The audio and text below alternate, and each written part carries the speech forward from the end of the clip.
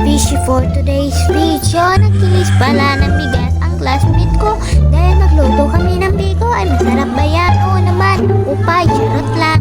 Naglalakad na pala sila patungo sa office ni ma'am dahil malayo iyon. Dahil ang layo ng tubig, siguro marami akong pera. Bibilan ko talaga sila ng tank ng tubig. Ay charot lang. Nangaling pala sila Lolo Axel ng apoy at nabuak naman ako ng kahoy.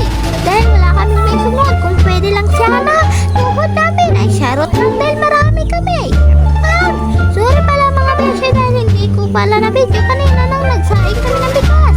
Dahil busy ako sa kalaro ng cellphone. Ay, ayan, deserve siya. Charot lang. Nilagyan na nila ang kawali. Ano? Saan? Siyempre, sa kapoy.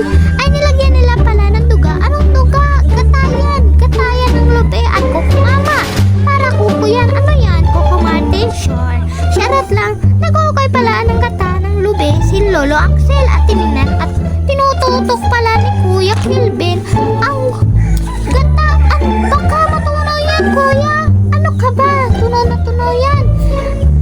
Ano yan? Pinalihan pala ni Lola Kisha dahil hindi marunong nag-ukay si Lolo Axel. Kumuha pala ng kawayan si Rohan para itusok sa luwan. Kumain pala si bakla ng asukal dahil gutom na siya. Parang kumain daw siya para daw siyang kumain ng biko na sintamis na asukal. Ay, ano yan? Kumakanta ka pala.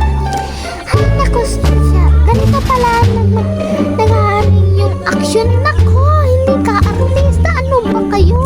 Ano yan? Ano yan? Sure, joke lang. Sure. At nilagyan pala nila ng bigas. Ano yan? Hilaw? Ay, kumain. Kanin pala. At nag-uukay pala si Lolo Axel para ma-mix.